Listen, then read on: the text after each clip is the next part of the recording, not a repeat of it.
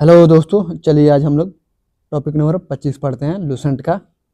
सीमावर्ती राजवंशों का उद्भव जो है अभ्युदय पढ़ेंगे। अभ्युदय सीमावर्ती राजवंशों का अभ्युदय। इसमें जो है पाल वंश पढ़ेंगे। तो चलिए शुरू करते हैं। पाल वंश का संस्थापक गोपाल 750 ईस्वी था। पाल वंश का संस्थापक कौन था? तो गोपाल था। इसका समय था 750 ईस्वी। तो सवाल है कि पाल वंश का संस्थापक कौन था? सवाल करते जाएंगे। तो पाल वंश का संस्थापक गोपाल था। पाल वंश का संस्थापक गोपाल था। पाल वंश का संस्थापक गोपाल था। समय था इसका 750 ईस्वी। इस वंश की राजधानी मुंगेर थी। इस वंश की जो है राजधानी कहाँ थी? तो मुंगेर थी। इस वंश की राजधानी कहाँ थी? तो मुंगेर थी। क्वेश्चन है कि इस वंश की राजधानी कहाँ थी? मुंगेर थी। सवाल फिर से है, मुंगेर किसकी राजधानी थी? तो पाल वंश की राजधानी थी। मुंगेर जो है, मुंगेर पाल वंश की क्या थी? तो राजधानी थी। और इसके संस्थापक कौन थे? तो पाल वंश के तो गोपाल थे। पाल वंश के संस्थापक गोपाल थे। पाल शासक बौद्ध धर्म के अनुयायी थे। पाल शासक जो है बौद्ध धर्म के क्या थे? अनुयायी थे। पाल शासक बौद्ध धर्म के क्या थे? तो अनुयायी थे। तो सवाल है कि पाल जो है शासक किस धर्म के अनुयायी थे? तो बौद्ध धर्म के अनुयायी थे। चलिए आगे बढ़ते हैं। गोपाल उदंतपुरी विश्वविद्यालय की स्थापना की थी। गोपाल जो है उदंतपुरी विश्वविद्यालय की स्थापना की थी। तो सवाल है कि किसने जो है उदंतपुरी विश्वविद्यालय की स्थापना की थी? तो गोपाल, यानी कि पाल वंश के संस्थापक जो थे गोपाल, इन्होंने उदंतपुरी विश्वविद्यालय की स्थापना की थी। फिर से सवाल है कि पाल वंश के संस्थापक गोपाल ने किस विश्वविद्यालय की स्थापना की थी? तो आपका आंसर होगा उदंतपुरी विश्वविद्यालय की स्थापना की थी। चलिए हम लोग आगे बढ़ते हैं। हम लोग जो है 360 डिग्री MCQ भी करते जा रहे हैं। पहले पढ़ रहे हैं, समझने वाला जहाँ है वहाँ समझेंगे, या नहीं होगा समझने वाला डायरेक्ट हो, जैसे डायरेक्ट है पाल वंश का संस्थापक गोपाल था। इसमें समझने वाला कुछ है नहीं, इसमें तो याद करने वाला है। तो जहाँ पढ़ेंगे MCQ करेंगे, और जहाँ समझने वाला होगा वहाँ पर पढ़ेंगे भी, समझेंगे भी और MCQ भी करेंगे। तो तीनों फॉर्मेट के साथ चलेंगे जहाँ जो जरूरत पड़ेगी। चलिए हम लोग आगे बढ़ते हैं। पाल वंश का सबसे महान शासक धर्मपाल था। पाल वंश का सबसे महान शासक कौन था? तो धर्मपाल था। यानी गोपाल के पास धर्मपाल जी आते हैं। तो पाल वंश का सबसे महान शासक धर्मपाल था। तो सवाल है कि पाल वंश का सबसे महान शासक कौन था? धर्मपाल था। सवाल फिर से है कि धर्मपाल पाल वंश का क्या था? तो सबसे महान शासक था, जिसने विक्रमशिला विश्वविद्यालय की स्थापना की थी। जिसने जो है विक्रमशिला विश्वविद्यालय की स्थापना की थी। जिसने जो है विक्रमशिला विश्वविद्यालय की स्थापना की थी। तो सवाल है कि किसने जो है विक्रमशिला विश्वविद्यालय की स्थापना की थी? तो धर्मपाल ने। तो आपका आंसर हो जाएगा धर्मपाल ने। धर्मपाल ने जो है विक्रमशिला विश्वविद्यालय की स्थापना की थी। चलिए आगे बढ़ते हैं। कनौज के लिए त्रिपक्षीय संघर्ष पाल वंश, गुर्जर प्रतिहार वंश एवं राष्ट्रकूट वंश के बीच हुआ। कनौज के लिए त्रिपक्षीय संघर्ष जो है पाल वंश, गुर्जर प्रतिहार वंश और राष्ट्रकूट वंश के बीच हुआ। इसमें पाल वंश की ओर से सर्वप्रथम धर्मपाल शामिल हुआ था। इसमें जो है पाल वंश की ओर से सर्वप्रथम जो है धर्मपाल शामिल हुआ था। यानी कि कन्नौज जो था उस पर जो अधिकार करने के लिए क्या होता है कि, यानी कि कन्नौज की सत्ता प्राप्त करने के लिए त्रिपक्षीय संघर्ष होता है। यानी 3 राज्यों का, 3 शासकों का जो है संघर्ष होता है, 3 राज्यों का, जिसमें जो है पाल वंश है, गुर्जर प्रतिहार वंश है और राष्ट्रकूट वंश है। इन तीनों के बीच क्या होता है? त्रिपक्षीय संघर्ष होता है कन्नौज के लिए, जिसमें जो है पाल वंश की सबसे पहले जो है पाल वंश की ओर से सर्वप्रथम धर्मपाल जो है शामिल होता है। तो सवाल है कि कन्नौज के त्रिपक्षीय संघर्ष में पाल वंश की ओर से सर्वप्रथम कौन शामिल हुआ था? धर्मपाल शामिल हुआ था। चलिए हम लोग आगे बढ़ते हैं।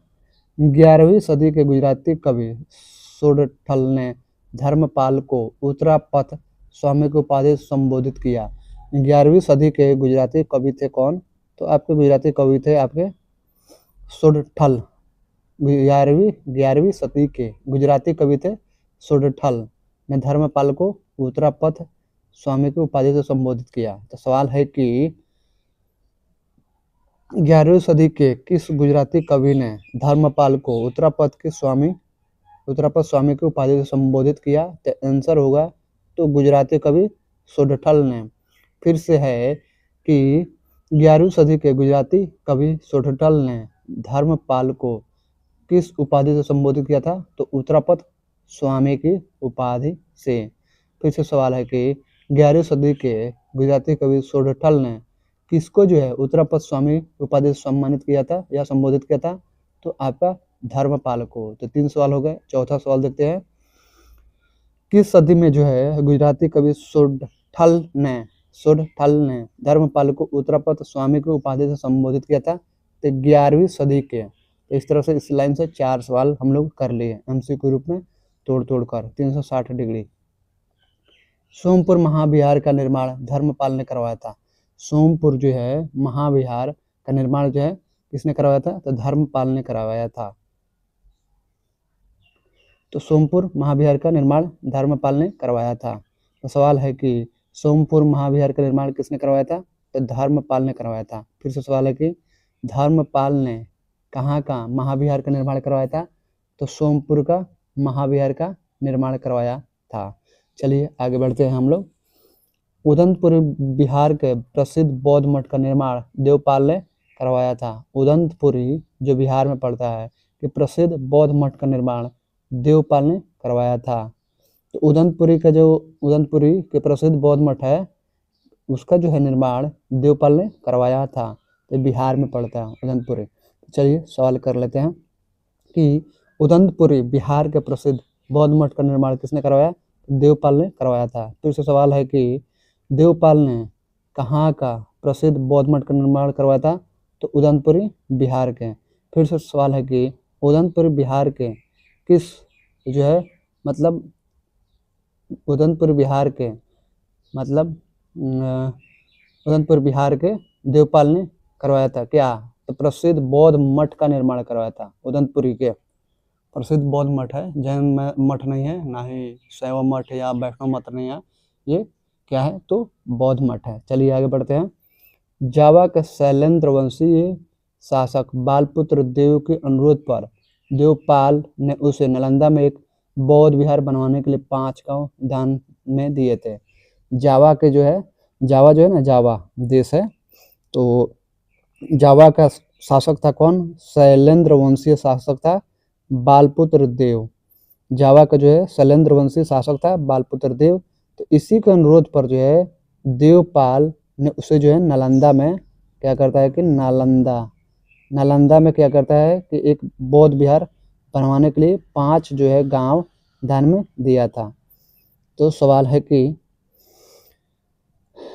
इसको फिर से एक बार पढ़ लेते हैं। जावा एक देश है, वहाँ के एक शासक है मतलब शैलेंद्र वंशीय शासक है कौन? तो बालपुत्र देव है। और उसने जो है अनुरोध किया किससे? तो देवपाल से। तो देवपाल ने उसे नालंदा में एक बौद्ध विहार बनाने के लिए 5 गांव दान में दिए थे। तो चलिए आगे बढ़ते हैं, क्वेश्चन कर लेते हैं कि कहाँ के शैलेंद्र वंशीय शासक बालपुत्र देव के अनुरोध पर देवपाल ने उसे नालंदा में एक बौद्ध विहार बनवाने के लिए 5 गांव दान में दिए थे? तो आपका आंसर हो जाएगा इसका जो है तो जावा के। फिर से सवाल है कि कहाँ के और किस वंश के और किस शासक के अनुरोध पर देवपाल ने उसे नालंदा में एक बौद्ध विहार बनवाने के लिए 5 गांव दान में दिए थे? तो पहला जो कहाँ के? तो जावा के।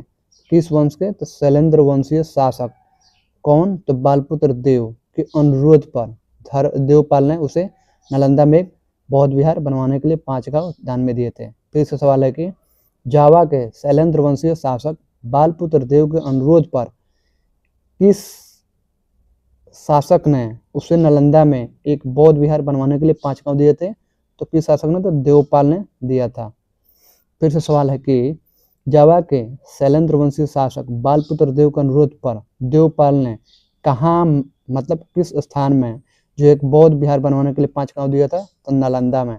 फिर से सवाल है कि जावा के शैलेंद्र वंशी शासक बालपुत्र देव के अनुरोध पर देवपाल ने उसे नालंदा में क्या बनवाने के लिए क्या दान में दिया, मतलब क्या बनवा नालंदा में क्या बनवाना था उसको, तो वही क्या बनवाने के लिए क्या दान में दिया, तो बौद्ध विहार बनवाने के लिए क्या दान में दिया, तो 5 गांव दान में दिया। इस तरह से इतने सारे सवाल जो है इस लाइन से बने, पूरा तोड़ तोड़ के बना दिया गया है एमसीक्यू के रूप में 360 डिग्री, ताकि इस लाइन से अगर सवाल कहीं से भी बने इधर से भी, तो आप इसको जो है सॉल्व करने के स्थिति में रहे। चलिए हम लोग आगे बढ़ते हैं। गौड़ रीति नामक साहित्य विद्या का विकास पाल शासकों के समय में हुआ।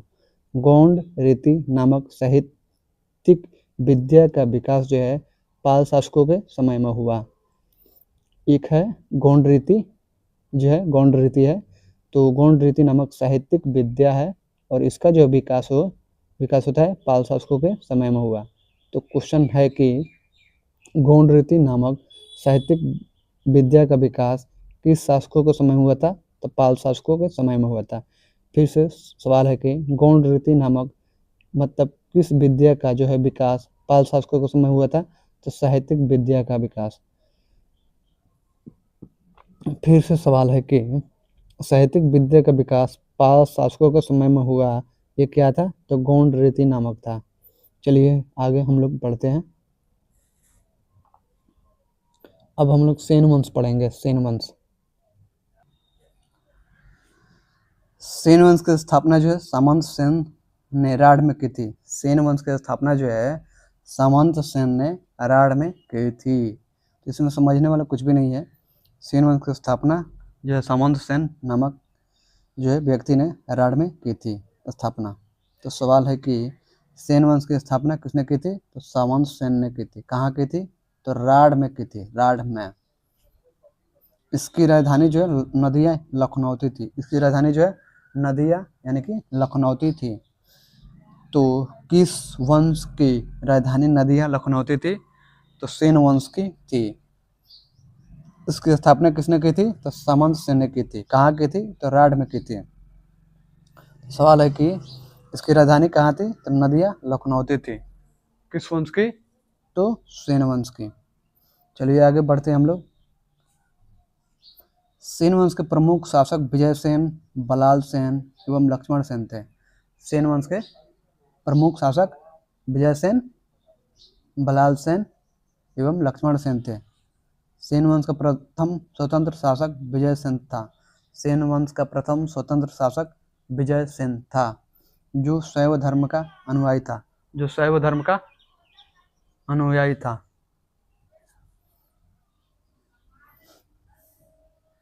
पहले ऊपर वाला देख लेते हैं। सेन वंश के प्रमुख शासक कौन है, तो विजय सेन है, बलाल सेन है और लक्ष्मण सेन थे। चलिए आगे देखते हैं। सेन वंश का प्रथम स्वतंत्र शासक विजय सेन था। सेन वंश का प्रथम स्वतंत्र शासक कौन था, तो विजय सेन था, जो शैव धर्म का क्या था, तो अनुयायी था। ये शैव धर्म को मानने वाला था। तो चलिए इसको देखते हैं, क्वेश्चन करते हैं। सेन वंश का प्रथम स्वतंत्र शासक कौन था, तो विजय सेन था, जो किस धर्म का अनुयायी था, तो शैव धर्म का अनुयायी था। फिर से सवाल है कि विजय सेन कौन था, तो सेन वंश का प्रथम स्वतंत्र शासक था और वो शैव धर्म का क्या था, तो अनुयायी था। दान सागर एवं अद्भुत सागर नामक ग्रंथ की रचना सेन शासक बलाल सेन ने की थी। दान सागर एवं अद्भुत सागर नामक ग्रंथ की रचना सेन शासक बलाल सेन ने की थी। दान सागर एवं अद्भुत सागर नामक ग्रंथ की रचना जो है सेन शासक बलाल सेन ने की थी। दान सागर एवं अद्भुत सागर जो है नामक ग्रंथ की जो है रचना सेन शासक बलाल सेन ने की थी। तो सवाल है कि दान सागर और अद्भुत सागर नामक ग्रंथ की रचना किसने की थी, तो बलाल सेन ने की थी, बलाल सेन ने। तो सवाल है कि बलाल सेन ने किस ग्रंथ की रचना की थी, तो दान सागर और अद्भुत सागर नामक ग्रंथ की रचना की थी। अद्भुत सागर को लक्ष्मण सेन ने पूर्ण रूप दिया था। अद्भुत सागर को जो है लक्ष्मण सेन ने पूर्ण रूप दिया था, यानी कि अद्भुत सागर जो था वो क्या हुआ था कि पूरा नहीं कर पाया था। कौन? तो आपका बलाल सेन। तो इसको जो है अद्भुत सागर को जो है लक्ष्मण सेन उसके बाद आता है और उसने जो पूर्ण रूप दिया था। चलिए आगे बढ़ते हैं। लक्ष्मण सेन की राज्यसभा में गीत गोविंद के लेखक जयदेव, पवनदूत के लेखक धोई एवं ब्राह्मण सर्वस्व के लेखक हलायुध रहते थे। यानी कि लक्ष्मण सेन की राज्यसभा में जो है गीत गोविंद के लेखक कौन है? तो जयदेव। जयदेव जो है गीत गोविंद के लेखक हैं और ये इनके राज्यसभा में रहते हैं। पवनदूत जो है के लेखक जो है धोई हैं। पवनदूत के लेखक कौन है? धोई हैं। और ब्राह्मण सर्वस्व के लेखक हलायुध है। तो ये तीनों जो हैं रहते थे किसके राज्यसभा में? तो लक्ष्मण सेन के राज्यसभा में।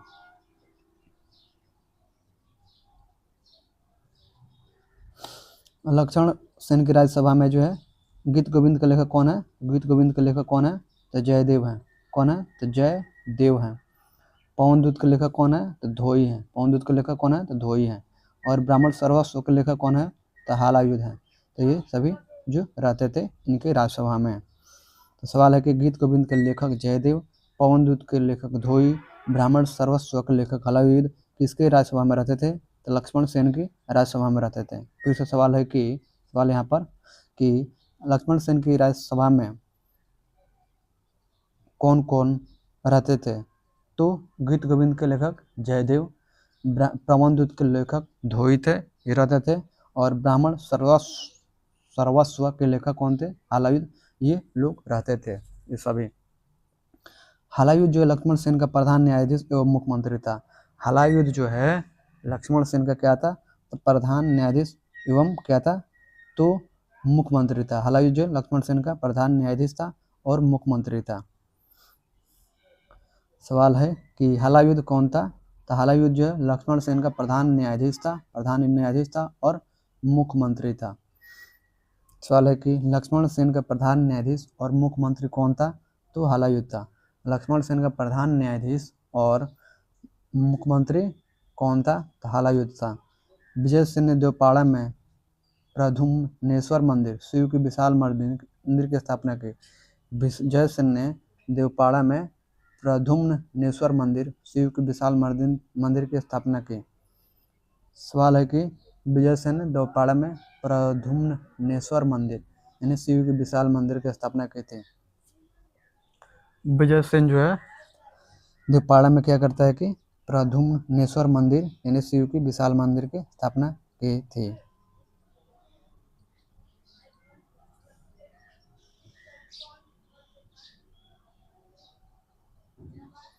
सवाल है कि विजय सेन ने देवपाड़ा में प्रद्युम्नेश्वर मंदिर यानी शिव की विशाल मंदिर की स्थापना की थी। तो सवाल करते हैं कि विजय सेन ने कहाँ में जो है प्रद्युम्नेश्वर मंदिर यानी शिव की विशाल मंदिर की स्थापना की थी? तो देवपाड़ा में। फिर से सवाल है कि विजय सेन ने कि देवपाड़ा में किस मंदिर की स्थापना की थी? तो प्रद्युम्नेश्वर मंदिर की। कहाँ है? तो शिव की विशाल मंदिर है, इसकी स्थापना की थी। सवाल फिर से है कि प्रद्युम्नेश्वर मंदिर कहाँ है और इसकी स्थापना किसने की थी? तो प्रद्युम्नेश्वर मंदिर जो है शिव की विशाल मंदिर है, ये देवपाड़ा में है और इसकी स्थापना जो है विजय सेन ने की थी। चलिए आगे बढ़ते हैं। सेन राजवंश प्रथम राजवंश था। सेन राजवंश जो था प्रथम राजवंश था जिसने अपना अभिलेख सर्वप्रथम हिंदी में उत्कीर्ण कराया। सेन राजवंश जो था प्रथम राजवंश था जिसने अपना अभिलेख जो है सर्वप्रथम हिंदी में उत्कीर्ण करवाया। तो सवाल है कि कौन सा राजवंश मतलब प्रथम राजवंश था जिसने जो अपना अभिलेख सर्वप्रथम हिंदी में उत्कीर्ण करवाया? तो सेन राजवंश। फिर सवाल है कि सेन राजवंश क्या था? तो प्रथम राजवंश था जिसने क्या किया? तो अपना अभिलेख सर्वप्रथम जो हिंदी में उत्कीर्ण करवाया। लक्ष्मण सेन बंगाल का हिंदू शासक था। लक्ष्मण सेन कौन था? तो बंगाल का अंतिम हिंदू शासक था। लक्ष्मण सेन जो है बंगाल का अंतिम हिंदू शासक था। लक्ष्मण सेन बंगाल का अंतिम हिंदू शासक था।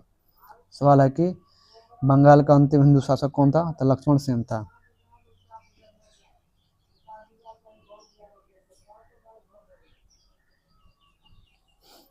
कश्मीर के राजवंश।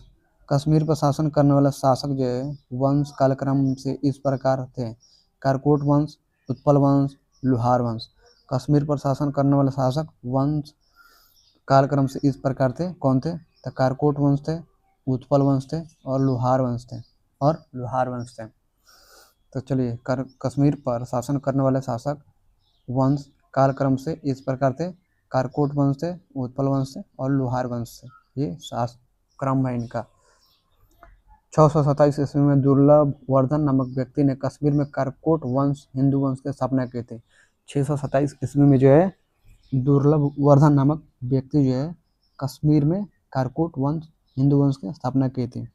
तो सवाल है कि 627 ईस्वी में किस व्यक्ति ने कश्मीर में कारकोट वंश यानी हिंदू वंश की स्थापना की थी?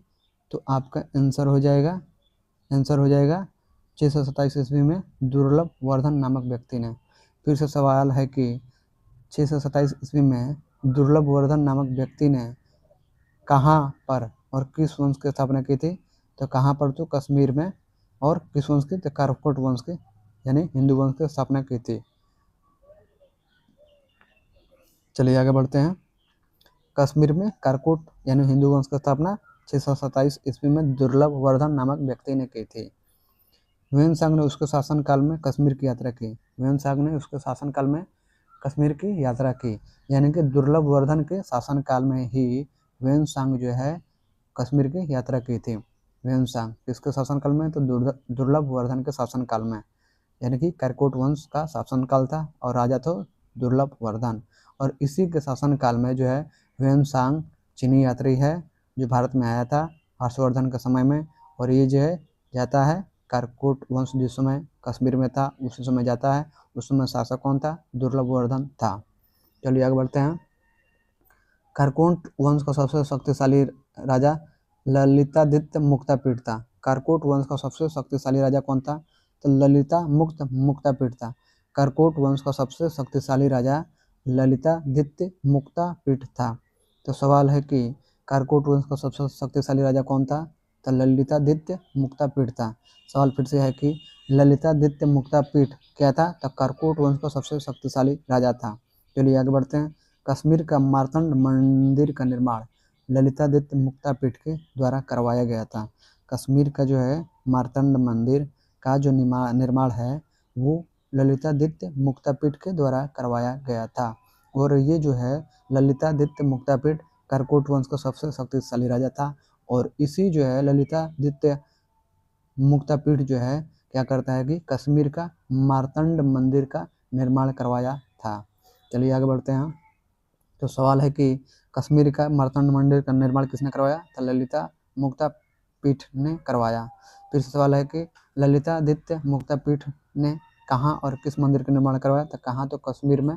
और किस मंदिर का? तो मार्तंड मंदिर का निर्माण करवाया था।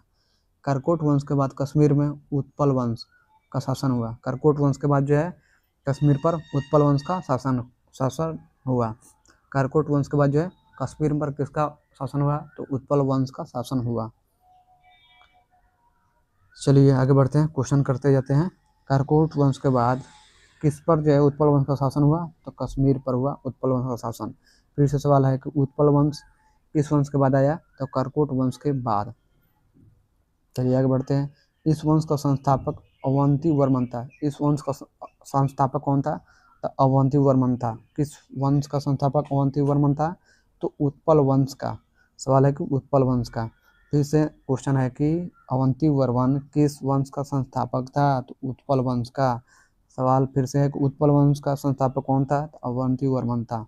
चलिए आगे बढ़ते हैं। अवंतीपुर नामक नगर की स्थापना अवंती वर्मन ने की थी। अवंतीपुर नामक नगर की स्थापना किसने की थी? तो अवंती वर्मन ने की थी। अवंतीपुर नामक नगर की स्थापना किसने की थी? तो अवंती वर्मन ने की थी। अवंती वर्मन ने अभियंता सूय ने सिंचाई के लिए नहरों का निर्माण कराया था। अवंती वर्मन के अभियंता सूय, यानी कि अवंती वर्मन का अभियंता जो था सूय जो है सूर्य था। और इसने जो है सिंचाई के लिए नहरों का क्या किया था? निर्माण करवाया। चलिए आगे बढ़ते हैं। 980 ईस्वी में उत्पल वंश की रानी दिद्दा एक महत्वाकांक्षी शासिका हुई। 980 ईस्वी में उत्पल वंश की रानी कौन थी? तो दिद्दा थी। दिद्दा ये एक महत्वाकांक्षी शासिका हुई। तो सवाल है कि उत्पल वंश की रानी कौन थी जो एक महत्वाकांक्षी शासिका हुई? तो दिद्दा थी। कब? तो 980 ईस्वी में। किसकी? तो उत्पल वंश की। क्या थी? तो रानी थी। कौन थी? तो दिद्दा थी। क्या हुई? तो एक महत्वाकांक्षी शासिका हुई। उत्पल वंश के बाद कश्मीर पर लोहार वंश का शासन हुआ। उत्पल वंश के बाद जो है कश्मीर पर किस वंश का शासन हुआ? तो लोहार वंश का शासन हुआ। तो उत्पल वंश के बाद कौन सा शासन हुआ? तो लोहार वंश। तो सवाल है, पहला जो है कश्मीर में करकोट वंश था, करकोट वंश के बाद उत्पल वंश आया, उत्पल वंश के बाद लोहार वंश आया। तो अब जो है हम लोग कश्मीर पर लोहार वंश का जो शासन हुआ उसके बारे में हम लोग पढ़ेंगे।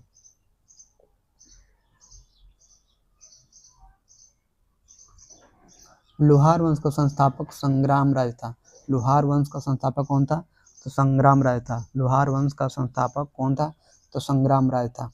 संग्राम राज के बाद अनंत राजा हुआ। संग्राम राज के बाद जो है अनंत राजा हुआ। इसकी पत्नी सूर्यमती ने प्रशासन को सुधारने में उसकी सहायता की। लोहार वंश का संस्थापक कौन था? तो संग्राम राज था। उसने क्या किया? तो संग्राम राज के बाद अनंत राजा हुआ। संग्राम राज के बाद क्या होता है कि अनंत राजा होता है, और उसकी पत्नी कौन थी? सूर्यमती थी। यानी कि अनंत की जो पत्नी कौन थी? तो सूर्यमती थी। इसने जो है प्रशासन को सुधारने में उसकी सहायता की। लोहार वंश का शासक हर्ष विद्वान, कवि तथा कई भाषाओं का ज्ञाता था। लोहार वंश का शासक जो है हर्ष विद्वान, कवि, कई भाषाओं का ज्ञाता था। कल्हण जो है हर्ष का आश्रित कवि था। कल्हण कौन था? तो हर्ष का आश्रित कवि था। और कल्हण का ही राजतरंगिणी है जिसमें कश्मीर के इतिहास के बारे में वर्णन किया गया है। तो कल्हण जो है हर्ष का आश्रित कवि था। कल्हण हर्ष का क्या था? आश्रित कवि था हर्ष। चलिए आगे बढ़ते हैं। जय सिंह लोहार वंश का अंतिम शासक था। जय सिंह जो है लोहार वंश का अंतिम शासक था। जय सिंह लोहार वंश का अंतिम शासक था। क्वेश्चन है कि लोहार वंश का अंतिम शासक कौन था? तो जय सिंह था, जिसने जो है 1128 ईस्वी से 1155 ईस्वी तक शासन किया। जिसने जो है 1128 ईस्वी से 1155 ईस्वी तक क्या किया? तो शासन किया। किसने किया? तो जय सिंह ने। जय सिंह के शासनकाल जय सिंह के शासन के साथ ही कल्हण की राजतरंगिणी का विवरण समाप्त होता है। और जय सिंह के शासन के साथ ही क्या होता है कि कल्हण की राजतरंगिणी का विवरण क्या होता है कि समाप्त हो जाता है। और राजतरंगिणी कौन लिखा था? तो कल्हण ने लिखा था, जिसमें कश्मीर का इतिहास दिया गया है। चलिए आगे बढ़ते हैं। कामरूप या वर्मन वंश। कामरूप या का वर्मन वंश, यानी कि कामरूप का वर्मन वंश के बारे में हम लोग पढ़ेंगे। 4वीं शताब्दी के मध्य कामरूप में वर्मन वंश का उदय हुआ। 4वीं शताब्दी के मध्य जो होता है क्या होता है कि कामरूप में वर्मन वंश का उदय होता है। तो सवाल है कि किस शताब्दी के मध्य में जो है कामरूप में वर्मन वंश का उदय हुआ? तो 4वीं शताब्दी के मध्य में। तो फिर से सवाल है कि 4वीं शताब्दी के मध्य में जो है कामरूप में किस वंश का उदय हुआ था? तो वर्मन वंश का। फिर से सवाल है कि 4वीं शताब्दी के मध्य में कहाँ जो है वर्मन वंश का उदय हुआ? तो कामरूप में। चलिए आगे बढ़ते हैं। इस वंश की प्रतिष्ठा का संस्थापक पुष्यवर्मन था। इस वंश की प्रतिष्ठा का संस्थापक कौन था? तो पुष्यवर्मन था। किस वंश का? तो वर्मन वंश का। कामरूप में जो वर्मन वंश का उदय हुआ था, उस वंश की प्रतिष्ठा का संस्थापक जो है कौन था? तो पुष्यवर्मन था। पुष्यवर्मन याद रखिएगा। इसकी राजधानी प्रागज्योतिष नामक स्थान पर थी। इसकी जो राजधानी थी प्रागज्योतिष नामक स्थान पर थी। किसकी? तो वर्मन वंश की राजधानी प्रागज्योतिष नामक स्थान पर थी। इसका संस्थापक कौन था? तो पुष्यवर्मन था। कालांतर में कामरूप पाल साम्राज्य का एक अंग बन गया। कालांतर में क्या होता है कि कामरूप जो है कामरूप पाल साम्राज्य का एक अंग बन जाता है। कालांतर में जो है कामरूप जो है पाल साम्राज्य का एक अंग बन गया। ये प्रागज्योतिषपुर जिसको जानते हैं किसको बोलते हैं? असम वाले इलाके को प्रागज्योतिषपुर उस समय जो है बोला जाता था। आज के जो असम है, असम का पूरा आसपास जो असम के इलाका है, असम, मेघालय, अरुणाचल, ये सब, तो उस समय प्रागज्योतिषपुर के नाम से जाना जाता था, या कामरूप के नाम से। आज भी बहुत सारे लोग बोलते हैं कामरूप कामाख्या। कामाख्या मंदिर जो है असम में है, तो वही कामरूप की कामाख्या। इस तरह से ये असम में ये वंश था। तो चलिए इसी के हिसाब से ये जो है समाप्त हुआ। अगला हम लोग पढ़ेंगे, लास्ट टॉपिक है लुसेंट का, प्राचीन भारत का। तो आज जो है लुसेंट समाप्त हो जाएगा। इसके बाद हम लोग मध्यकालीन भारत के बारे में पढ़ेंगे। और रही बात आधुनिक भारत की, तो आधुनिक भारत हम पढ़ा चुके हैं, प्लेलिस्ट में है, आप जाकर देख सकते हैं। 26 नंबर टॉपिक देखेंगे हम लोग अब, राजपूत राजवंशों की उत्पत्ति के बारे में पढ़ेंगे। लुसेंट का अंतिम टॉपिक है प्राचीन भारत का, तो आज लुसेंट जो है समाप्त हो जाएगा। लुसेंट नहीं, सॉरी, प्राचीन भारत समाप्त हो जाएगा। इसके बाद हम लोग मध्यकालीन भारत पढ़ेंगे। चलिए तो आगे बढ़ते हैं। गुर्जर प्रतिहार वंश, गुर्जर प्रतिहार वंश पहला है, इसके बारे में पढ़ते हैं। राजपूत वंश में मालवा का शासक नागभट्ट प्रथम गुर्जर प्रतिहार वंश का संस्थापक था। मालवा का शासक कौन था? तो नागभट्ट प्रथम था, जो गुर्जर प्रतिहार वंश का क्या था? तो संस्थापक था, संस्थापक। तो मालवा का शासक नागभट्ट प्रथम गुर्जर प्रतिहार वंश का संस्थापक था। तो सवाल है कि कहाँ का शासक जो है नागभट्ट प्रथम गुर्जर प्रतिहार वंश का संस्थापक था? तब मालवा का शासक। पहला क्वेश्चन का आंसर हो गया। अब दूसरा क्वेश्चन देखते हैं। मालवा का शासक कौन था जो गुर्जर प्रतिहार वंश का संस्थापक था? तो नागभट्ट प्रथम था। दूसरा सवाल का आंसर हो गया। अब तीसरा सवाल, मालवा का शासक नागभट्ट प्रथम किस वंश का संस्थापक था? तो गुर्जर प्रतिहार वंश का संस्थापक था। तो इस लाइन से हम लोग 3 MCQ कर लिए, 360 डिग्री। चलिए आगे बढ़ते हैं, क्योंकि इसे जो सवाल मतलब घुमा कर मत पूछेगा, इस लाइन से कितना भी घुमाएगा तो इसका आंसर जो है आप देने के जो है योग्य होंगे। चलिए आगे बढ़ते हैं। नागभट्ट द्वितीय को राष्ट्रकूट सम्राट गोविंद तृतीय ने हराया था। नागभट्ट द्वितीय को जो है राष्ट्रकूट सम्राट कौन था? गोविंद तृतीय ने हराया था। तो नागभट्ट द्वितीय कौन था? तो गुर्जर प्रतिहार वंश का एक राजा था, और इसको जो है आपका राष्ट्रकूट सम्राट था गोविंद तृतीय, इसने जो है नागभट्ट द्वितीय को हराया था। तो सवाल है कि नागभट्ट द्वितीय को किस वंश का जो है शासक ने हराया था? तो राष्ट्रकूट वंश का शासक ने हराया था। फिर से सवाल है कि नागभट्ट द्वितीय को राष्ट्रकूट वंश के किस शासक ने हराया था? तो सम्राट गोविंद तृतीय ने हराया था। फिर से सवाल है कि राष्ट्रकूट सम्राट गोविंद तृतीय ने प्रतिहार यानी कि गुर्जर प्रतिहार वंश के किस शासक को हराया था? तो नागभट्ट द्वितीय को हराया था। तो इस तरह से हम लोग सवाल कर लिए। आगे बढ़ते हैं हम। प्रतिहार वंश का सर्वाधिक शक्तिशाली और प्रतापी राजा मिहिर भोज था। प्रतिहार वंश का सर्वाधिक शक्तिशाली प्रतापी राजा कौन था? तो मिहिर भोज था। यानी कि मिहिर भोज जो था वो प्रतिहार यानी गुर्जर प्रतिहार वंश का सर्वाधिक शक्तिशाली और प्रतापी राजा था। तो सवाल है कि गुर्जर प्रतिहार वंश का सर्वाधिक प्रतापी शासक कौन था? तो मिहिर भोज था। फिर से सवाल है कि मिहिर भोज इस वंश का प्रतापी और सर्वाधिक शक्तिशाली राजा था? तो गुर्जर और प्रतिहार वंश का। चलिए आगे बढ़ते हैं। इसने अपनी राजधानी कन्नौज में बनाई थी। इसने जो है अपनी राजधानी कन्नौज में बनाई थी। किसने? तो मिहिर भोज ने। ये किस वंश का था? तो गुर्जर प्रतिहार वंश का सबसे शक्तिशाली और प्रतापी राजा था। कौन? तो मिहिर भोज। और इसने जो अपनी राजधानी कन्नौज बनाई थी। तो सवाल पूछेगा गुर्जर प्रतिहार वंश का कौन सा ऐसा शासक था जिसने अपनी राजधानी कन्नौज में बनाई थी? तो मिहिर भोज आंसर होगा। दूसरा सवाल है कि प्रतिहार वंश का सर्वाधिक शक्तिशाली और प्रतापी राजा मिहिर भोज जो है अपनी राजधानी कहाँ बनाया था? तो राजधानी कन्नौज में बनाई थी। वह विष्णु भक्त था। वह जो है विष्णु भक्त था। उसने विष्णु के सम्मान में आदि वराह की उपाधि ग्रहण की थी। वह जो है मिहिर भोज विष्णु का भक्त था और विष्णु के सम्मान में जो है आदि वराह की उपाधि ग्रहण की थी।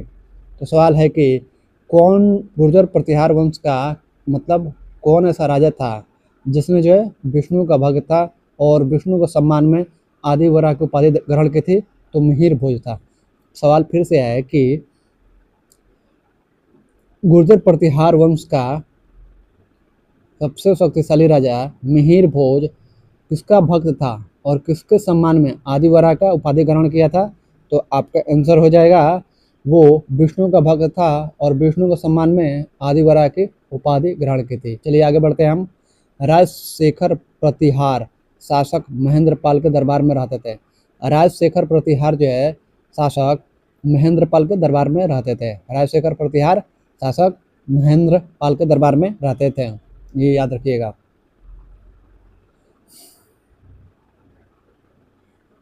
चलिए आगे बढ़ते हैं। इस वंश का अंतिम राजा यशपाल 1036 ईस्वी था। इस वंश का अंतिम राजा कौन था? तो यशपाल जी थे। यशपाल जी थे इस वंश के कौन, तो अंतिम राजा। तो सवाल पूछेगा कि गुर्जर प्रतिहार वंश का अंतिम राजा कौन था, तो यशपाल था। समय है 1036 ईस्वी। चलिए आगे बढ़ते हैं। दिल्ली नगर की स्थापना तोमर नरेश अनंगपाल ने 11वीं सदी के मध्य की। दिल्ली नगर की स्थापना किसने की, तोमर नरेश कौन है, तो आपका जो है तोमर नरेश है अनंगपाल, इसने जो है 11वीं सदी में मध्य की थी। दिल्ली नगर की स्थापना किसने की थी, तोमर नरेश ने। कौन था, तो अनंगपाल ने। किस सदी में, तो 11वीं सदी में के मध्य की थी। तो सवाल है कि दिल्ली नगर की स्थापना किसने की थी, तो तोमर नरेश अनंगपाल ने की थी। किस सदी में, तो 11वीं सदी में। चलिए आगे बढ़ते हैं, नोट देखते हैं। अरब यात्री सुलेमान प्रतिहार राजा वत्सराज के शासनकाल में भारत आया था। अरब यात्री सुलेमान जो था, अरब यात्री कौन था, तो सुलेमान था। और ये जो है प्रतिहार राजा वत्सराज के शासनकाल में आया था। यानी कि गुर्जर प्रतिहार राजा कौन था, तो वत्सराज था।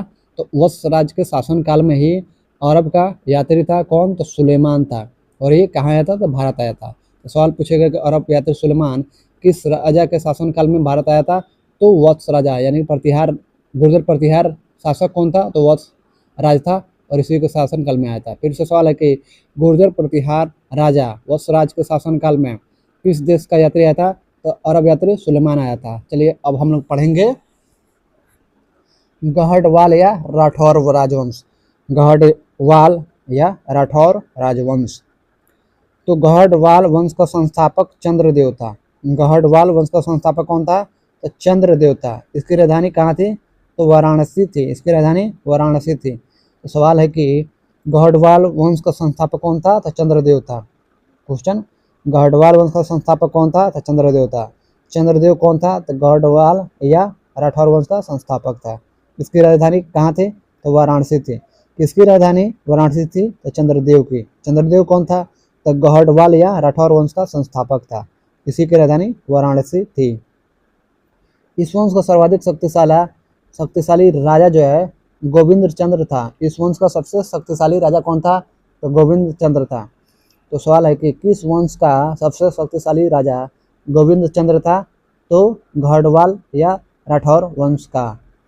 कौन था सबसे शक्तिशाली राजा, तो गोविंद चंद्र था। इसका मंत्री लक्ष्मीधर शास्त्रों का प्रकांड पंडित था। इसका मंत्री कौन था, तो लक्ष्मीधर था। वो क्या था, तो शास्त्रों का प्रकांड पंडित था। किसका, तो शास्त्रों का। और लक्ष्मीधर किसका अतिथि था, मंत्री था, तो गोविंद चंद्र का था। जिसने कृत्य कल्पतरु नामक ग्रंथ लिखा था। जिसने जो है कृत्य कल्पतरु नामक ग्रंथ लिखा था, किसने, तो लक्ष्मीधर ने। और किसका मंत्री था, तो गोविंद चंद्र तृतीय का। तो सवाल है कि कृत्य कल्पतरु किसने लिखा था, तो लक्ष्मीधर ने लिखा था। वो किसका मंत्री था, तो गोविंद चंद्र का था। और गोविंद चंद्र किस वंश का राजा था, किस वंश का राजा था, तो गहडवाल या राठौर वंश का राजा था। और गहडवाल या राठौर राजवंश की राजधानी कहाँ थी, तो वाराणसी थी। उस गहडवाल या राठौर राजवंश के संस्थापक कौन था, तो चंद्रदेव था। चलिए आगे बढ़ते हैं। गोविंद चंद्र की एक रानी कुमार देवी ने सारनाथ में धर्म चक्र जिन बिहार बनवाई। गोविंद चंद्र की एक रानी जो थी कौन, कुमार देवी थी। तो उसने जो है सारनाथ में क्या किया कि धर्म चक्र जिन बिहार बनवाई। तो सवाल है कि किसने जो है सारनाथ में धर्म जिन बिहार बनवाई, तो गोविंद चंद्र की एक रानी थी कौन, तो कुमार देवी। तो इसी ने बनवाई थी। चलिए आगे बढ़ते हैं। पृथ्वीराज तृतीय ने स्वयंवर से जयचंद्र की पुत्री संयोगिता का अपहरण कर लिया था। पृथ्वीराज तृतीय जो है स्वयंवर से क्या करता है कि जयचंद्र की पुत्री कौन थी, संयोगिता का क्या किया था, अपहरण कर लिया था। तो सवाल है कि किसने जो है स्वयंवर से जयचंद्र की पुत्री संयोगिता का अपहरण कर लिया था, तब पृथ्वीराज तृतीय ने। सवाल है कि पृथ्वीराज तृतीय ने स्वयंवर से किसकी पुत्री संयोगिता का अपहरण किया था, तो जयचंद्र के। तो इससे सवाल है कि पृथ्वीराज ने स्वयंवर से जयचंद्र की पुत्री किसका अपहरण किया था? तो संयोगिता का अपहरण कर लिया था। चलिए आगे बढ़ते हैं। इस वंश का अंतिम शासक जयचंद्र था। इस वंश का अंतिम शासक कौन था? तो जयचंद्र था। किस वंश का? तो गढ़वाल या राठौर वंश का अंतिम शासक कौन था? जयचंद्र, जिसे गोरी ने 1194 ईस्वी के चंदावर युद्ध में मार डाला। जिससे जो है गोरी क्या करता है कि 1194 ईस्वी के चंदावर युद्ध में क्या करता है? तो मार डालता है। किसको? तो जयचंद्र को। तो सवाल है कि जयचंद्र कौन था या जयचंद्र किस वंश का अंतिम शासक था? तो गढ़वाल या राठौर वंश का अंतिम शासक था। सवाल फिर से है, गढ़वाल या राठौर वंश का अंतिम शासक कौन था? तो जयचंद्र था। सवाल फिर से है कि किसने जो है जयचंद्र को पराजित किया था और मार दिया था? किसने जो है जयचंद्र को जो है पराजित किया था और मार दिया था? तो गोरी ने 1194 ईस्वी में चंदावर के युद्ध में पराजित किया था और मार दिया था। तो सवाल है कि गोरी ने 1194 ईस्वी के किस युद्ध में जयचंद्र को मार डाला था? तो चंदावर के युद्ध में। अब चलिए चहमान या चौहान वंश के बारे में पढ़ेंगे। चहमान या चौहान वंश के बारे में, चहमान या चौहान वंश के बारे में हम लोग पढ़ेंगे। चौहान वंश का संस्थापक वासुदेव था। चौहान वंश का संस्थापक कौन था? तो वासुदेव था। इस वंश की प्रारंभिक राजधानी अहिच्छत्र थी। चौहान वंश का संस्थापक वासुदेव था। इस वंश की प्रारंभिक राजधानी कहाँ थी? तो अहिच्छत्र थी। सवाल है कि चौहान वंश का संस्थापक कौन था? चौहान वंश का संस्थापक वासुदेव था। इस वंश की प्रारंभिक राजधानी कहाँ थी? तो अहिच्छत्र थी। सवाल है कि अहिच्छत्र किस वंश की प्रारंभिक राजधानी थी? तो चहमान या चौहान वंश की। इस वंश का संस्थापक कौन था? तो वासुदेव था। बाद में अजय राज द्वितीय ने अजमेर नगर की स्थापना की। बाद में जो है अजय राज द्वितीय ने अजमेर की स्थापना की और उसे राजधानी बनाया। तो बाद में जो है अजमेर नगर की स्थापना कौन करता है? तो आपका जो है अजय राज जो है द्वितीय, ये है अजय राज द्वितीय, चौहान वंश का राजा था। और इसी अजय राज द्वितीय ने अजमेर नगर की स्थापना करता है और उसे राजधानी बनाया। तो सवाल पूछेगा कि अजमेर नगर की स्थापना किसने की? तो सवाल का जवाब होगा, आंसर होगा अजय राज द्वितीय। ये किस वंश का शासक था? तो चौहान वंश या चहमान वंश का। और क्या किया कि अजमेर नगर की स्थापना करने के बाद उसे राजधानी बनाया, यानी कि बाद में दूसरी राजधानी बनी। इस वंश का सबसे शक्तिशाली शासक अर्डो राज के पुत्र विग्रह राज चतुर्थ विशलदेव 1153 से 63 ईस्वी हुआ, जिसने हरिकेली नामक संस्कृत नाटक की रचना की। इस वंश का सबसे शक्तिशाली शासक कौन था? तो अर्डो राज के पुत्र विग्रह राज चतुर्थ विशलदेव, इसका पूरा नाम था विग्रह राज चतुर्थ या विशलदेव 1153 से 1163 ईस्वी हुआ, जिसने हरिकेली नामक संस्कृत नाटक की रचना की। तो सवाल है कि चहमान या चौहान वंश का सबसे शक्तिशाली शासक कौन हुआ? तो ये हुआ आपका आंसर अर्डो राज के पुत्र विग्रह राज चतुर्थ विशलदेव, जिसका समय काल था 1153 से 1163 ईस्वी। सवाल फिर से है, तो सवाल ये है कि किसने जो है हरकेली नामक संस्कृत नाटक का रचना की थी? किसने जो है हरकेली नामक संस्कृत नाटक की रचना की थी? तो अर्डो राज के पुत्र कौन था? तो विग्रह राज चतुर्थ था, जिसका नाम विशलदेव था, विशलदेव भी। तो इसी ने जो है हरकेली नामक संस्कृत नाटक की रचना की थी। और ये जो है चौहान या चहमान वंश का सबसे शक्तिशाली राजा था या शासक था। सोमदेव विग्रह राज फोर्ट के राजकवि थे। सोमदेव जो है विग्रह राज फोर के मतलब चतुर्थ के राजकवि थे। तो सवाल है कि कौन जो है विग्रह राज चतुर्थ के राजकवि थे? तो सोमदेव थे। तो सवाल फिर से है, सोमदेव किसके राजकवि थे? तो विग्रह राज चतुर्थ या विशलदेव के राजकवि थे। फिर से चलिए आगे बढ़ते हैं। इन्होंने ललित विग्रह राज नामक नाटक लिखा। इन्होंने जो है ललित विग्रह राज नामक नाटक लिखा। तो सवाल है कि किसने जो है ललित विग्रह नामक नाटक लिखा। तो ललित विग्रह राज नामक नाटक जो है सोमदेव ने लिखा, और ये सोमदेव जो है विग्रह राज चतुर्थ के राजकवि थे, और यही राजकवि जो है ललित विग्रह राज नामक नाटक लिखे। चलिए, 2.5 दिन का झोपड़ा नामक मस्जिद शुरू में विग्रह राज चतुर्थ द्वारा निर्मित एक विद्यालय था। 2.5 दिन का झोपड़ा जो है, 2.5 दिन का झोपड़ा नामक मस्जिद जो है शुरू में विग्रह राज चतुर्थ द्वारा निर्मित एक विद्यालय था। तो सवाल है कि 2.5 दिन का झोपड़ा नामक मस्जिद जो था वो शुरू में क्या था, तो विग्रह राज चतुर्थ के द्वारा निर्मित एक विद्यालय था, और बाद में जो है ये मस्जिद बना दिया जाता है। तो 2.5 दिन का झोपड़ा किसने बनाया था, तो विग्रह राज चतुर्थ के द्वारा बनवाया गया था 2.5 दिन का झोपड़ा। पृथ्वीराज तृतीय इस वंश का अंतिम शासक था। पृथ्वीराज तृतीय जो था इस वंश का अंतिम शासक था। चंद्रबरदाई पृथ्वीराज तृतीय का राजकवि था, जिसकी रचना पृथ्वीराज रासो है।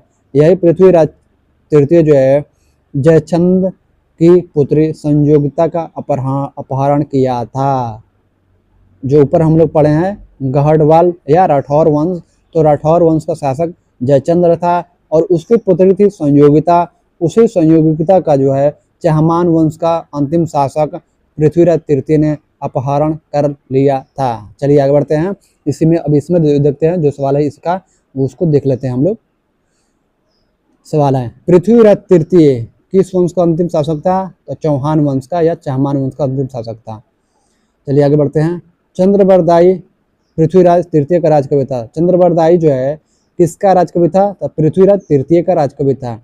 सवाल फिर से है, पृथ्वीराज तृतीय का राजकवि कौन था, तो चंद्रबरदाई था, जिसकी रचना क्या है, तो पृथ्वीराज रासो, यानी कि पृथ्वीराज रासो जो है वो चंद्रबरदाई ने लिखा है या रचना किया है। चलिए आगे बढ़ते हैं। रणथंभौर जैन मंदिर का शिखर जो है पृथ्वीराज तृतीय ने बनवाया था। रणथंभौर के जैन मंदिर का शिखर किसने बनवाया था, तो पृथ्वीराज तृतीय ने बनवाया था। तो सवाल है कि रणथंभौर के जैन मंदिर, यानी रणथंभौर में जो जैन मंदिर है उसका जो शिखर है किसने बनवाया था, तो आपका आंसर हो जाएगा पृथ्वीराज तृतीय ने बनवाया था। चलिए आगे बढ़ते हैं। तराइन का प्रथम युद्ध 1191 ईस्वी में हुआ। तराइन का प्रथम युद्ध कब हुआ, तो 1191 ईस्वी में हुआ, जिसमें पृथ्वीराज तृतीय की विजय एवं गौरी की हार हुई। तराइन का प्रथम युद्ध कब हुआ, तो 1191 ईस्वी में हुआ, जिसमें क्या हुआ, जिसमें पृथ्वीराज तृतीय की विजय हुई थी और मोहम्मद गौरी की हार हुई थी। चलिए आगे बढ़ते हैं। नेक्स्ट देखते हैं। तराइन का द्वितीय युद्ध 1192 ईस्वी में हुआ था। तराइन का द्वितीय युद्ध कब हुआ था, तो 1192 ईस्वी में हुआ, जिसमें गौरी की विजय एवं पृथ्वीराज तृतीय की हार हुई थी। तराइन का उसके बाद द्वितीय युद्ध होता है 1192 ईस्वी में, और जिसमें मोहम्मद गौरी विजय होती है, यानी कि मोहम्मद गौरी जो है जीत जाता है और पृथ्वीराज तृतीय हार जाता है। परमार वंश, इसने गलती किया था पृथ्वीराज तृतीय ने, जब गौरी हारा था ना फर्स्ट युद्ध में, उसी समय उस कुत्ते को मार देना चाहिए था। ये माफ कर दिया। माफ करने के बाद क्या होता समझिएगा, तो दुष्ट और राक्षसों का कभी भी जो है माफी नहीं करना चाहिए, क्योंकि वो हरामी के पैदाइश होते हैं। ठीक है, इसको कुत्ते की तरह मौत मारना चाहिए था इस मोहम्मद गौरी को, लेकिन पृथ्वीराज तृतीय है। ये सब राजा जो थे ना, हिंदू राजा, सब बकचोद थे। दुश्मनों को कभी छोड़ना ही नहीं चाहिए, क्योंकि सांप जो होता है ना, सांप उसको जो है ना घायल करके छोड़ दीजिएगा ना, तो सांप जो है घायल होने के बाद और खतरनाक हो जाता है। उसके बाद तो आपको छोड़ेगा नहीं, या तो उसे पूरी तरह मार दीजिए या मारिए ही मत। पहले ही युद्ध में इस कुत्ते को कुत्ते की तरह मारना चाहिए था मोहम्मद गौरी को। इसको वो मारना चाहिए था ना, मैं राजा नहीं था ना, तो इसको कुत्ते को तरह पहले युद्ध में हारा था, और हराने के बाद इस साले को वो मौत मारता है कि ये दोबारा ये बकचोद था सब राजा यहाँ का। इसलिए तो भारत जो है इतने बार लूटा गया है, और इसीलिए इतने सालों तक जो है गुलाम रहा है, यही कारण है। गुस्सा आता है बहुत ज़्यादा। परमार वंश का संस्थापक उपेंद्र राज था। परमार वंश का संस्थापक कौन था? उपेंद्र राज था। ये चुट्टा कौन था भारत में हमला करने वाला? साला जिस देश का था उसी देश में रहना चाहिए। सॉरी जो लोग मतलब मेरी बातों से दुख है उसके लिए सॉरी, लेकिन गुस्सा आता है भारत की दशा देखकर। सोने की चिड़िया थे, आज स्थिति क्या हो गया। अभी जो हमारे देश के प्रधानमंत्री बोल रहे हैं कि सोना मत खरीदो, डीजल पेट्रोल जो है मतलब उतना इस्तेमाल मत करो, कहीं घूमने मत जाओ, विदेश मत जाओ, जो है जो भी है मलेशिया से पाम ऑयल और दूसरे पाम ऑयल रहता है जिसे खाने में इस्तेमाल किया जाता है, खाना बनता है, वो भी मत करो। एक समय बोल रहे थे कि पकौड़ी तलो, नौकरी की क्या जरूरत है, पकौड़ी तलो, और पकौड़ी तलने के लिए भी नहीं बचा है। गैस महंगा हो रहा है, महंगाई बम फूटने वाला है, पूरे के पूरे बर्बाद कर दिए हैं। इस तरह के तो लोग हैं, सच्चाई है वो तो बोलना ही पड़ेगा। नौकरी मत मांगो, सोचो मत, मतलब समझिए कि कुछ भी मत करो, बस अंधभक्ति करते रहो और देश को बर्बाद होने दो। प्रधानमंत्री क्यों बने हैं? नहीं बनना चाहिए, देश को बर्बाद किया। अडानी अंबानी को पूरा देकर अति करना है। पूरा शेयर मार्केट क्रैश हो गया। शेयर मार्केट में पैसा किसका है? आम मध्य वर्ग का पैसा है, आम आदमी का पैसा है। इन नेताओं का, इन अधिकारियों का जिनके पास पैसे हैं उनका क्या है? ये तो विदेशों में जाकर पैसा इस देश से निकाल कर, इस देश के ही बिजनेसमैन निकाल कर पैसा, पढ़िए आप टाइम्स ऑफ इंडिया, जितने भी बड़े बड़े अखबार हैं पढ़िए तो पता चल रहा है। आप यूट्यूब पर जाकर देखिए, आज इतना ज़्यादा मतलब न्यूज चल रहा है कि अब क्या क्या होने वाला है। तो ऐसे लोग चुन कर आएंगे, पढ़े लिखे लोग है ही नहीं, सब के सब अनपढ़ गंवार सब बन रहा है। मुख्यमंत्री बन रहा है तो कोई कुछ बन रहा है तो कोई कुछ बन रहा है, आता किसी को कुछ नहीं है। कोई अपराधी है, कोई मर्डरर है, कोई रेपिस्ट है, और वो बन रहा है क्या? मुख्यमंत्री, प्रधानमंत्री, मंत्री, संतरी बन रहा है। अब लूटने वाला है सब। नीट का पेपर लीक हो जा रहा है। कैसे लीक हो रहा है? 10 साल में 67 पेपर लीक हुआ है इस देश में। 10 साल में 67 पेपर लीक हो गया है, नीट के पेपर। 22.5 लाख लड़के का भविष्य से खिलवाड़ हो रहा है, नौटंकी चल रहा है, पूरी की पूरी शिक्षा व्यवस्था को बर्बाद कर दिया है। एक गलगोटिया था। CUT के द्वारा जो है बच्चे जो है ना यूनिवर्सिटियों में जाएंगे, CUT की एग्जाम लिया गया, तो उसके बाद से रिजल्ट आएगा नहीं आएगा कुछ नहीं। अब बैक डोर से जो है जितने भी आपके क्या बोलते हैं यूनिवर्सिटी है, प्राइवेट यूनिवर्सिटी, आइए हम आपको जो है ना प्लेसमेंट दे देंगे, ये दे देंगे, वो देंगे। तो कोई भी व्यक्ति लालच में आ जाएगा, पता नहीं CUT के क्या होगा क्या नहीं होगा, होगा कि नहीं होगा, रिजल्ट होगा मतलब होगा कि नहीं, एडमिशन दिल्ली यूनिवर्सिटी से लेकर बड़े बड़े यूनिवर्सिटी में होगा कि नहीं। तो चलो भाई ले लो, गलगोटिया सलगोटिया जितने भी है सब आलतू फालतू ले लो। उसके बाद वही लड़के होंगे क्या? जिस तरह से गलगोटिया ने देश का नाम बदनाम किया, बैकडोर से पूरा का पूरा लूटा जा रहा है, पूरा शिक्षा व्यवस्था को चौपट बना दिया गया। 2020 में नेशनल एजुकेशन पॉलिसी आया था 2020 में, 2026 अब समझिए कि मई चल रहा है, कुछ नहीं लागू हुआ। उसमें आया था कि 1 साल का बीएड होगा, जो PG कर ले वो 1 साल बीएड होगा, हो ही रहा है, 2020 से हो ही रहा है। ये होगा, वो होगा, ऐसा होगा, वो होगा, ये शिक्षा व्यवस्था है। बच्चों को मतलब छोटा जो बच्चा है 1 क्लास या 5 क्लास से ही उसको कंप्यूटर सिखाया जाएगा, ये सिखाया जाएगा, वो जगह सिखाया जाएगा। सिर्फ सपने बेचा जा रहा है, मूर्ख बनाया जा रहा है। ये लगा देंगे, वो लगा देंगे, ये कर देंगे, भारत ये बन रहा है, वो बन रहा है, घंटा बन रहा है। झूठ मूठ का सारा मीडिया जो है ना, उससे भी बड़ी चूतिया मीडिया है। एक भी सही न्यूज, एक भी सही चीज़ नहीं, आंकड़ा नहीं आया, कुछ भी नहीं आ रहा है। और मोदी जी अब आकर बोल रहे हैं कि गैस कम जलाओ, गैस नहीं मिलेगा, मतलब पेट्रोल डीजल नहीं मिलेगा, सोना मत खरीदो, घूमने मत जाओ, खाना मत खाओ, क्या करो। इस तरह से तो है ये सारी चीज़ें। छोड़िए, जो होगा सो तो होगा ही।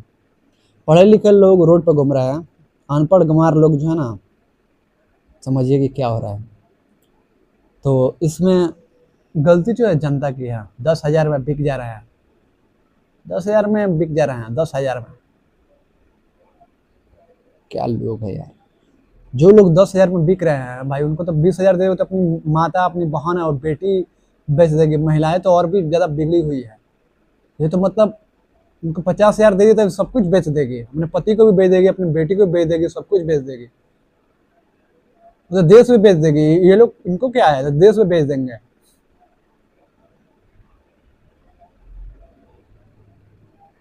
कोई मतलब नहीं होता, कैरेक्टर है ही नहीं, कोई कैरेक्टर नहीं हो। 10,000 दो, हाँ वोट भेज देंगे। 20,000 दो, हाँ, ये भेज देंगे। 50,000 दो, ये भेज देंगे। 1 लाख दे देंगे, 5 लाख दो, वहाँ पूरा देश भेज देंगे। बेच ही देंगे। इन लोगों को क्या है, कोई कैरेक्टर है, कुछ नहीं है। ऐसे ही लोग तो देश को बर्बाद किए थे। इसे ऐसे ही लोगों की वजह से देशद्रोहियों की वजह से देश गुलाम हुआ था। बहुत सारे राजा थे जो देशद्रोह का काम किए थे। बहुत सारे ऐसे लोग थे जो देशद्रोह का काम किया था। जो देशभक्त थे उनको पकड़वाए थे यही लोग। पैसा लेकर अंग्रेजों को बता देते थे उनका ठिकाना, और जाकर अंग्रेज पकड़ कर उनको मार देती थी, फांसी पर लटका देती थी। ऐसे तलवे चाटने वाले देशद्रोही थे ही। चलिए कोई बात नहीं, गुस्सा बहुत ज़्यादा आता है देश की हालत और देश के लोगों को देखकर। आम आदमी, आम किसान, आम लोग की हालत खराब है। इन लोगों का कफिला चाहिए तो ये चलिए पूरा गाड़ी जिंदाबाद मुर्दाबाद, इलेक्शन में पूरा पूरा नौटंकी चल रहा है। चलिए कोई बात नहीं, सॉरी। तो हम लोग देखते हैं, परमार वंश का संस्थापक उपेंद्र राज था। परमार वंश का संस्थापक कौन था, तो उपेंद्र राज था। तो सवाल है कि परमार वंश का संस्थापक कौन था, उपेंद्र राज था। इसकी राजधानी धारा नगरी थी। इसकी राजधानी कहाँ थी, तो धारा नगरी थी। तो परमार वंश की राजधानी कहाँ थी, तो धारा नगरी थी। इसका संस्थापक कौन था, तो उपेंद्र राज था। प्राचीन राजधानी उज्जैन थी। प्राचीन राजधानी कहाँ थी, तो उज्जैन थी। किसकी, तो परमार वंश के। परमार वंश का सर्वाधिक शक्तिशाली राजा भोज था। परमार वंश का सर्वाधिक शक्तिशाली राजा कौन था, तो राजा भोज था। तो सवाल है कि परमार वंश का सर्वाधिक शक्तिशाली राजा कौन था, तो राजा भोज था। राजा भोज ने भोपाल के दक्षिण में भोजपुर नामक झील का निर्माण करवाया था। राजा भोज जो है भोपाल के दक्षिण में क्या करता है कि भोजपुर नामक झील का निर्माण करवाया था। सवाल है कि राजा भोज ने कहाँ जो है भोजपुर नामक झील का निर्माण करवाया था, तो भोपाल के दक्षिण में। चलिए आगे बढ़ते हैं। नैषधीय चरित्र। नैषधीय चरित्र के लेखक श्रीहर्ष और प्रबंध चिंतामणि के लेखक मेरु तुंग थे। यानी कि नैषधीय चरित्र के लेखक कौन थे, तो श्रीहर्ष थे, और प्रबंध चिंतामणि के लेखक कौन थे, तो मेरु तुंग थे। तो सवाल है कि श्रीहर्ष कौन थे, तो नैषधीय चरित्र के लेखक थे, और मेरुतंग कौन थे, मेरुतुंग तो प्रबंध चिंतामणि के लेखक थे। तो फिर से सवाल है कि नैषधीय चरित्र के लेखक कौन थे, तो श्रीहर्ष थे, और प्रबंध चिंतामणि के लेखक कौन थे, तो मेरुतुंग थे। राजा भोज ने चिकित्सा, गणित एवं व्याकरण पर अनेक ग्रंथ लिखे। राजा भोज जो है चिकित्सा पर, गणित पर, व्याकरण पर अनेक ग्रंथ लिखे। भोजकृत युक्ति कल्पतरु में वस्तु शास्त्र के साथ साथ विविध वैज्ञानिक यंत्रों और उनके उपयोग का उल्लेख है।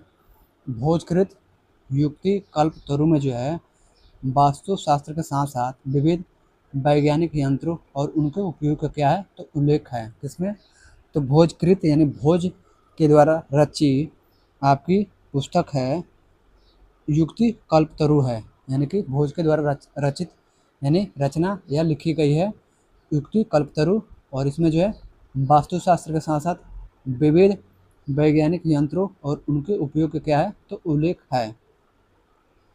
नौशाह सांग चरित्र के रचयिता पद्मगुप्त। नौशाह सांग चरित्र के रचयिता पद्मगुप्त। 10 रूपक का रचयिता धनंजय, धनिक, हालायुध एवं अमित गति जैसे विद्वान जो है वाकपति मुंज के दरबार में रहते थे। यानी कि नौशाह सांग चरित्र के रचयिता कौन थे, पद्मगुप्त थे। 10 रूपक के रचयिता कौन थे, धनंजय थे, धनिक, हालायुध और अमित गति जैसे जो है विद्वान वाकपति मुंज के दरबार में रहते थे। कविराज की उपाधि से विभूषित शासक राजा भोज था। कविराज की उपाधि से विभूषित शासक कौन था, राजा भोज था। भोज ने अपनी राजधानी में सरस्वती मंदिर का निर्माण करवाया था। भोज जो है अपनी राजधानी में सरस्वती मंदिर का क्या किया था, निर्माण करवाया था। तो सवाल है कि कौन है जो अपनी राजधानी में सरस्वती मंदिर का निर्माण करवाया था, तब भोज ने। ये किस वंश का था, तो परमार वंश का था। इस मंदिर के परिसर में संस्कृत विद्यालय भी खोला गया था। इस मंदिर के परिसर में जो है संस्कृत विद्यालय भी खोला गया था। राजा भोज के शासनकाल में धारा नगरी विद्या और विद्वानों का प्रमुख केंद्र थी। राजा भोज के शासनकाल में धारा जो नगरी थी, धारा नगरी, वो क्या थी, तो विद्या और विद्वानों का प्रमुख केंद्र थी। इसमें चित्तौड़ में त्रिभुवन नारायण मंदिर, इसने जो चित्तौड़ में जो है त्रिभुवन नारायण मंदिर का निर्माण करवाया।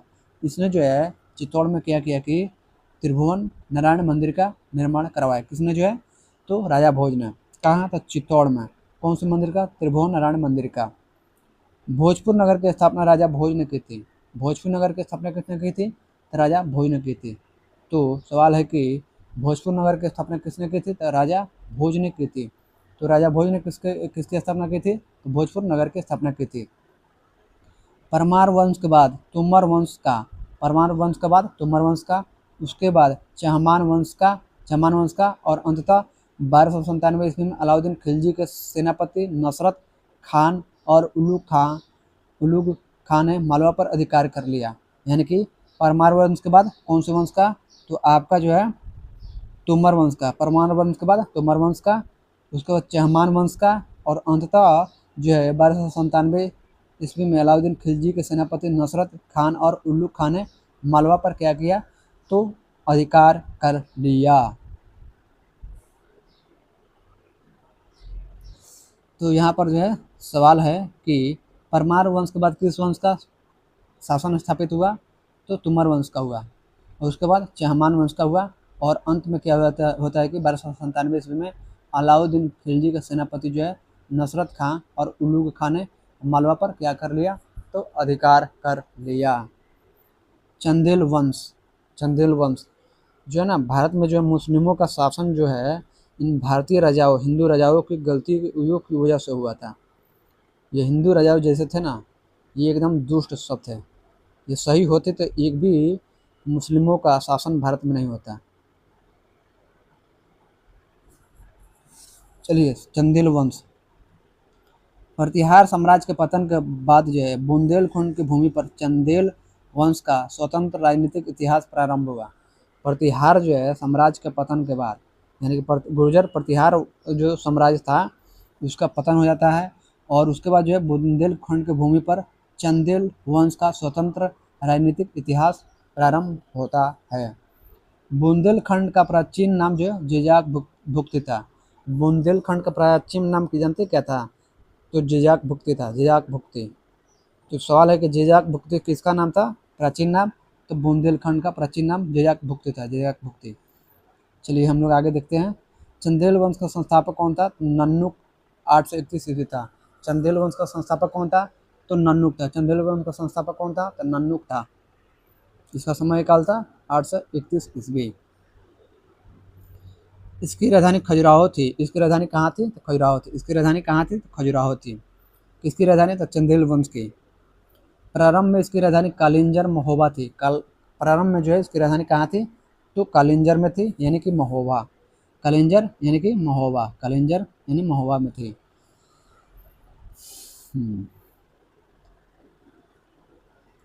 राजा धंग ने अपनी राजधानी कालिंजर से खजुराहो में स्थानांतरित की थी। राजा धंग जो है अपनी राजधानी जो है कालिंजर से खजुराहो में स्थानांतरित की थी। तो सवाल यहाँ पर है, चलिए हम लोग आगे बढ़ते हैं। चंदेल वंश का संस्थापक नन्नुक था। इसका समय काल था 831 ईस्वी। इसकी राजधानी जो थी खजुराहो थी। प्रारंभ में इसकी राजधानी कहाँ थी, तो कालिंजर यानी महोबा थी। प्रारंभ में इसकी राजधानी क्या होता है कि कालिंजर यानी महोबा थी। राजा धंग उसके बाद आता है। राजा धंग क्या करते हैं कि अपनी राजधानी जो है कालिंजर से क्या करते हैं, खजुराहो में स्थानांतरित करते हैं। चलिए आगे बढ़ते हैं। चंदेल वंश का प्रथम स्वतंत्र एवं सबसे प्रतापी राजा यशोवर्मन था। चंदेल वंश का प्रथम स्वतंत्र एवं सबसे प्रतापी राजा कौन था, तो यशोवर्मन था। तो सवाल है कि चंदेल वंश का प्रथम स्वतंत्र एवं सबसे प्रतापी राजा कौन था, तो यशोवर्मन था। यशोवर्मन कौन था, तो चंदेल वंश का प्रथम स्वतंत्र एवं सबसे प्रतापी राजा था। चलिए हम लोग आगे बढ़ते हैं। यशोवर्मन ने कनौज पर आक्रमण कर प्रतिहार राजा देवपाल को हराया। यशोवर्मन जो है कनौज पर क्या करता है तो आक्रमण करता है, और आक्रमण करके क्या करता है प्रतिहार राजा देवपाल को क्या करता है तो हराया। तो यशोवर्मन ने कनौज पर आक्रमण कर प्रतिहार राजा यानी गुर्जर प्रतिहार राजा कौन था तो आपका देवपाल था। गुर्जर प्रतिहार राजा कौन था तो देवपाल था। तो देवपाल को जो है कौन हराता है तो यशोवर्मन। यशोवर्मन कौन था तो चंदेल वंश का सबसे प्रतापी और जो है प्रथम स्वतंत्र एवं सबसे प्रतापी राजा था, और इसने जो है कनौज पर आक्रमण कर देता है, और कनौज पर आक्रमण करके गुर्जर प्रतिहार राजा देवपाल को हराया तथा उससे एक विष्णु की प्रतिमा प्राप्त की, तथा उससे जो है एक विष्णु की प्रतिमा प्राप्त की, जिसे उसने खजुराहो के विष्णु मंदिर में स्थापित की, जिसने उसने खजुराहो के विष्णु मंदिर में स्थापित की। किसने तो यशोवर्मन ने। किसको हराकर तो गुर्जर प्रतिहार राजा देवपाल को हराकर। चलिए आगे बढ़ते हैं। धंग राजा धंग ने क्या किया था जिननाथ विश्वनाथ एवं वैद्यनाथ मंदिर का निर्माण करवाया था। राजा जो धंग था राजा धंग उसने जो है जिननाथ विश्वनाथ और वैद्यनाथ मंदिर का क्या किया निर्माण करवाया। कंदेरिया महादेव मंदिर का निर्माण धंगदेव द्वारा 999 ईस्वी में किया गया। कंदेरिया महादेव मंदिर का जो निर्माण है कंदेरिया महादेव मंदिर का निर्माण वो जो है आपका धंगदेव द्वारा 999 ईस्वी में करवाया गया। तो सवाल है कि धंगदेव के द्वारा 999 ईस्वी में किस मंदिर का निर्माण करवाया गया तो कंदेरिया महादेव मंदिर का। और धंग के द्वारा राजा धंग के द्वारा और किस किस मंदिर का निर्माण करवाया गया था तो जिननाथ का विश्वनाथ मंदिर का और वैद्यनाथ मंदिर का। तो याद रखिएगा धंग ने गंगा जमुना का संगम पर शिव की आराधना करते हुए अपने शरीर का त्याग किया। धंग जो है राजा धंग उसने गंगा जमुना के संगम पर गंगा जमुना यानी गंगा और जमुना का संगम पर जो है क्या किया कि शिव की आराधना करते हुए अपने शरीर का क्या किया त्याग किया। चलिए आगे बढ़ते हैं। चंदेल शासक विद्याधर ने कनौज के प्रतिहार शासक राजपाल की हत्या कर दी। चंदेल शासक कौन था तो विद्याधर था। इसने क्या किया कि कनौज के प्रतिहार शासक राजपाल की हत्या कर दी। तो चंदेल शासक कौन था तब विद्याधर ने कनौज के प्रतिहार शासक राजपाल की हत्या कर दी। चलिए चंदेल का शासक था विद्याधर तो क्या करता है कि प्रतिहार यानी कि कनौज का जो प्रतिहार गुर्जर प्रतिहार शासक था राज्यपाल उसकी हत्या कर दी, क्योंकि उसने महमूद के आक्रमण का सामना किए बिना ही आत्मसमर्पण कर दिया था। सही किया था एकदम सही किया था। चंदेल शासक क्या करता है विद्याधर जो है कनौज का जो प्रतिहार शासक था राज्यपाल उसकी हत्या कर देता है। तो हत्या करने के कारण क्या है तो उसने जो है राजपाल जो था राज्यपाल प्रतिहार शासक राज्यपाल ये क्या हुआ कि महमूद आक्रमण किया था और बिना आक्रमण किया था तो ये बिना लड़े ही उसको सामने आत्मसमर्पण कर दिया। इतना डरपोक था ये।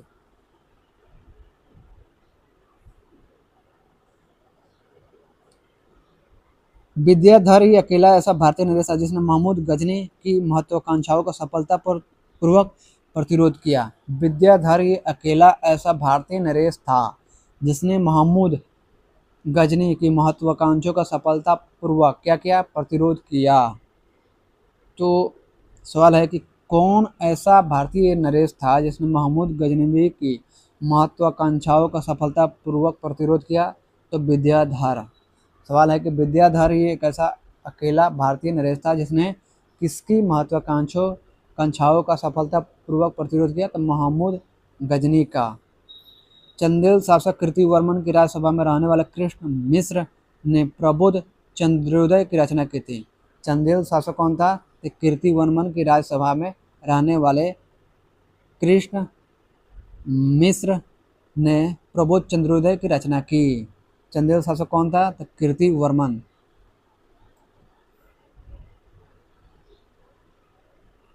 सवाल है कि चंदेल शासक कीर्तिवर्मन की राज्यसभा में रहने वाला कौन था तो कृष्ण मिश्र था। इसने जो है प्रबोध चंद्रोदय की रचना की थी। सवाल है चंदेल शासक कीर्तिवर्मन की राज्यसभा में रहने वाले कृष्ण मिश्र जो है ने प्रबोध चंद्रोदय की रचना की थी। इन्होंने महोबा के समीप कीर्ति सागर नामक जलाशय का निर्माण कराया। इन्होंने जो है महोबा के समीप जो है कीर्ति सागर नामक जलाशय का निर्माण करवाया।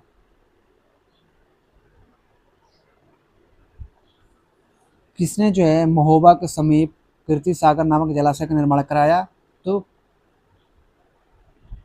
कीर्ति सागर नामक जलाशय का निर्माण कराया तब प्रबोध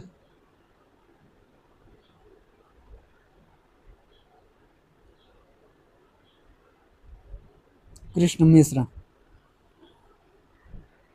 चंदेल शासक कीर्तिवर्मन की राज्यसभा में, यानी चंदेल शासक कौन था? तो कीर्तिवर्मन था। और इसकी राज्यसभा में रहने वाले कौन थे? तो कृष्ण मिश्र थे। इन्होंने क्या किया था? तो प्रबोध चंद्रोदय की रचना किया था। किसने किया था? तो कृष्ण मिश्र जो है प्रबोध चंद्रोदय की रचना किए थे। और ये चंदेल शासक कीर्तिवर्मन के राज्यसभा में रहते थे। इन्होंने महोबा के समीप कीर्ति सागर नामक जलाशय का निर्माण किया। किसने? तो कृष्ण मिश्र ने किया था, जिन्होंने प्रबोध चंद्रोदय की रचना किए थे। यही जो है महोबा के समीप जो है कीर्ति सागर नामक जलाशय का निर्माण किया। अल्लाउदल नामक दो सेनानायक परमर्दी देव के दरबार में रहते थे। अल्लाउदल नामक दो सेनानायक जो थे परमर्दी देव के दरबार में रहते थे। अल्लाउदल नामक दो सेनानायक कौन थे? तो परमर्दी देव थे। किसके दरबार में रहते थे? परमर्दी देव के दरबार में रहते थे। अल्लाउदल नामक दो कौन थे? तो सेनानायक थे। ये कौन क्या करते थे? तो परमर्दी देव के दरबार में रहते थे। तो सवाल है कि अल्लाउदल नामक दो सेनानायक किसके दरबार में रहते थे?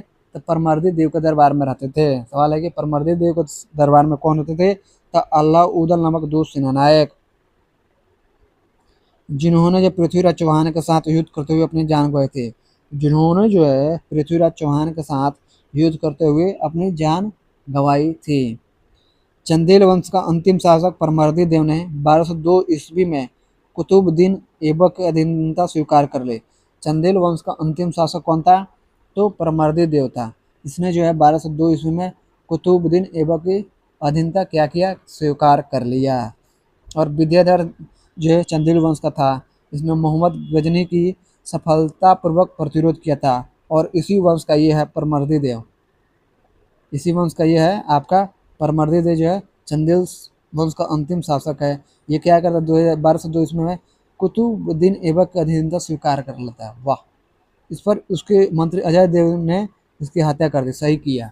इस पर उसके मंत्री जो है अजय देव, उसका मंत्री कौन था? अजय देव था। और उसने क्या किया कि इसकी हत्या कर दी। किसकी? परमर्दी देव की। ये भी डरपोक था। चलिए आगे बढ़ते हम लोग आगे देखते हैं।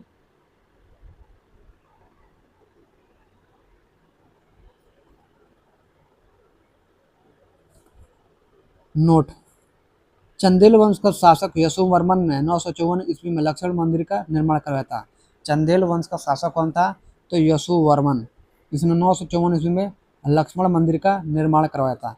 तो सवाल है कि लक्ष्मण मंदिर का निर्माण किसने करवाया था? तो चंदेल वंश का शासक यशोवर्मन ने। कब किया था? तो 954 ईस्वी में। किसका? तो लक्ष्मण मंदिर का। इस मंदिर की योजना पंचायतन किस्म की है। इस मंदिर की योजना जो है पंचायतन किस्म की है। यह एक अर्धमंडप, यह जो है एक अर्धमंडप, एक मंडप, एक महामंडप और विमान सहित गर्भगृह है। हर हिस्से की अपनी अलग छत है। हर हिस्से की अपनी क्या है? अलग छत है, जो पीछे की ओर उठी हुई है, जो पीछे की ओर उठी हुई है। गर्भगृह की बाहरी दीवारें और प्रदक्षिणा पथ की बाहरी एवं भीतरी दीवारें प्रतिमाओं से सजी हुई है। यानी कि गर्भगृह के बाहरी दीवारें और प्रदक्षिणा पथ की बाहरी एवं भीतरी दीवारें प्रतिमाओं से सजी हुई है। बाहरी दीवारें अनेक देवी देवताओं की प्रतिमाओं तथा कामोद्दीप आकृतियों से सुसज्जित है। यानी कि बाहरी दीवारें क्या है? अनेक देवी देवताओं की प्रतिमाओं तथा कामोद्दीप आकृतियों से क्या है? तो सुसज्जित है। खजुराहो का मंदिर अपनी कामुक प्रतिमाओं के लिए क्या है? तो प्रसिद्ध है। खजुराहो का मंदिर क्या है? तो अपनी कामुक प्रतिमाओं के लिए प्रसिद्ध है। मंदिर के चारों कोनों पर दिवाले बने हैं, जिनमें 3 दिवालों में विष्णु की और एक में सूर्य की प्रतिमा है। 3 दिवालों में क्या है? तो विष्णु की और एक में सूर्य की प्रतिमा है, जिसे दिवाले की छत पर बनी केंद्रीय प्रतिमा से पहचाना जा सकता है। जिसे जो है दिवाले की छत पर बनी केंद्रीय प्रतिमा से पहचाना जा सकता है। अब हम लोग पढ़ेंगे सोलंकी वंश अथवा गुजरात के चालुक्य शासक। सोलंकी वंश अथवा गुजरात के चालुक्य वंश के बारे में। सोलंकी वंश का संस्थापक मूलराज प्रथम था। सोलंकी वंश का संस्थापक कौन था? तो आपका मूलराज प्रथम था। सोलंकी वंश का संस्थापक कौन था? तो मूलराज प्रथम था। सवाल है कि सोलंकी वंश का संस्थापक कौन था? तो मूलराज प्रथम था। मूलराज प्रथम कौन था? तो सोलंकी राजवंश का या सोलंकी वंश का संस्थापक था। इसकी राजधानी अनहिलवाड़ती। इसकी राजधानी कहाँ थी? तो अनहिलवाड़ती। मूलराज प्रथम शैव धर्म का अनुयायी था। मूलराज प्रथम जो है किस धर्म का अनुयायी था? तो शैव धर्म का अनुयायी था। सवाल है कि मूलराज प्रथम किस धर्म का अनुयायी था? तो शैव धर्म का अनुयायी था। इसकी राजधानी कहाँ थी? तो अनहिलवाड़ती। इस वंश का संस्थापक कौन था? तो मूलराज प्रथम था। किस वंश का? तो सोलंकी वंश का, या गुजरात के चालुक्य शासक का। चलिए आगे बढ़ते हैं। भीम प्रथम के शासनकाल में मोहम्मद गजनी ने सोमनाथ के मंदिर पर आक्रमण किया। भीम प्रथम के शासनकाल में मोहम्मद गजनी ने सोमनाथ के मंदिर पर आक्रमण किया। तो सवाल है कि किसके शासनकाल में मोहम्मद गजनी ने सोमनाथ के मंदिर पर आक्रमण किया? तो सवाल का जवाब आपको है भीम प्रथम के शासनकाल में। सवाल फिर से है कि भीम प्रथम के शासनकाल में किसने जो है सोमनाथ के मंदिर पर आक्रमण किया? तो मोहम्मद गजनी ने। फिर से सवाल है कि भीम प्रथम के शासनकाल में मोहम्मद गजनी ने कहाँ के मंदिर पर आक्रमण किया? तो सोमनाथ के मंदिर पर। फिर से सवाल चलिए आगे बढ़ते हैं, अगला देखते हैं। भीम प्रथम के सामंत बिमल ने आबू पर्वत पर दिलवाड़ा का प्रसिद्ध जैन मंदिर बनवाया। भीम प्रथम के सामंत कौन था? तो बिमल था। इसने क्या किया कि आबू पर्वत पर दिलवाड़ा का प्रसिद्ध जैन मंदिर बनवाया। आबू पर्वत कहाँ? तो राजस्थान में है, अरावली पर। तो भीम प्रथम के सामंत जो है बिमल ने क्या किया कि आबू पर्वत पर दिलवाड़ा का प्रसिद्ध जैन मंदिर बनवाया। तो सवाल है कि किस के सामंत ने आबू पर्वत पर दिलवाड़ा का प्रसिद्ध जैन मंदिर बनवाया? तो भीम प्रथम के सामंत बिमल ने। चलिए फिर से सवाल है कि भीम प्रथम के सामंत बिमल ने कहाँ के पर्वत पर दिलवाड़ा का प्रसिद्ध जैन मंदिर बनवाया? तो आबू पर्वत पर। फिर से सवाल है कि भीम प्रथम के सामंत बिमल ने आबू पर्वत पर कौन सा प्रसिद्ध जैन मंदिर बनवाया? तो दिलवाड़ा का प्रसिद्ध जैन मंदिर बनवाया। फिर से सवाल, चलिए आगे बढ़ते हैं। आप हम लोग सोलंकी वंश का प्रथम शक्तिशाली शासक जयसिंह सिद्धराज था। सोलंकी वंश का प्रथम शक्तिशाली शासक कौन था? तो जयसिंह सिद्धराज था। तो सवाल है कि सोलंकी वंश का प्रथम शक्तिशाली शासक कौन था? तो जयसिंह सिद्धराज था। तो सवाल है कि जयसिंह सिद्धराज कौन था? तो सोलंकी वंश का प्रथम शक्तिशाली शासक था। प्रसिद्ध जैन विद्वान हेमचंद्र जयसिंह जो है सिद्धराज के दरबार में रहते थे। प्रसिद्ध जो है जैन विद्वान हेमचंद्र जयसिंह सिद्धराज के दरबार में था। तो सवाल है कि प्रसिद्ध जैन विद्वान कौन था? तो हेमचंद्र जयसिंह था, जो सिद्धराज के दरबार में रहता था।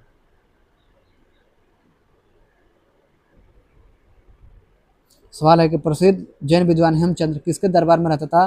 तो जयसिंह सिद्धराज के दरबार में था।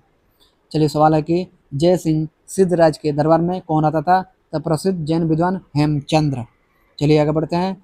माउंट आबू पर्वत राजस्थान पर एक मंडप बनाकर जयसिंह सिद्धराज ने अपने 7 पूर्वजों की गजारोही मूर्तियों की स्थापना की।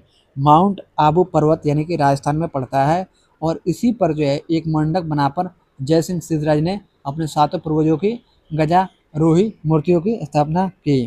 चलिए आगे बढ़ते हैं।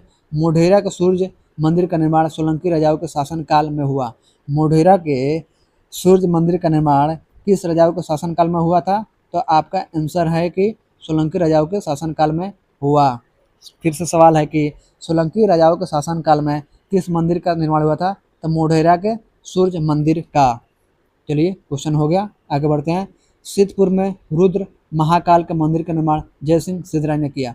सिद्धपुर में जो है रुद्र महाकाल के मंदिर का निर्माण जयसिंह सिद्धराज ने किया था। तो सवाल है कि सिद्धपुर में रुद्र महाकाल के मंदिर का निर्माण किसने किया था? तो जयसिंह सिद्धराज ने किया था। सवाल फिर से है कि जयसिंह सिद्धराज ने कहाँ के मंदिर का निर्माण करवाया था? तो सिद्धपुर में रुद्र महाकाल के मंदिर का। सिद्धपुर में रुद्र महाकाल के मंदिर का निर्माण जयसिंह सिद्धराज ने किया था। सोलंकी शासक कुमारपाल जैन मतानुयायी था। सोलंकी शासक कुमारपाल जैन मतानुयायी था। तो कुमारपाल कौन था? तो जैन मतानुयायी था, ये सोलंकी शासक था।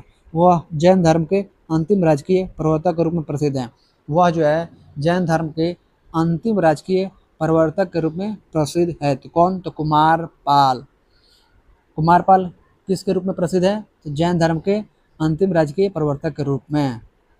सोलंकी वंश का अंतिम शासक भीमद्वितीय था। सोलंकी वंश का अंतिम शासक कौन था? तो भीमद्वितीय था।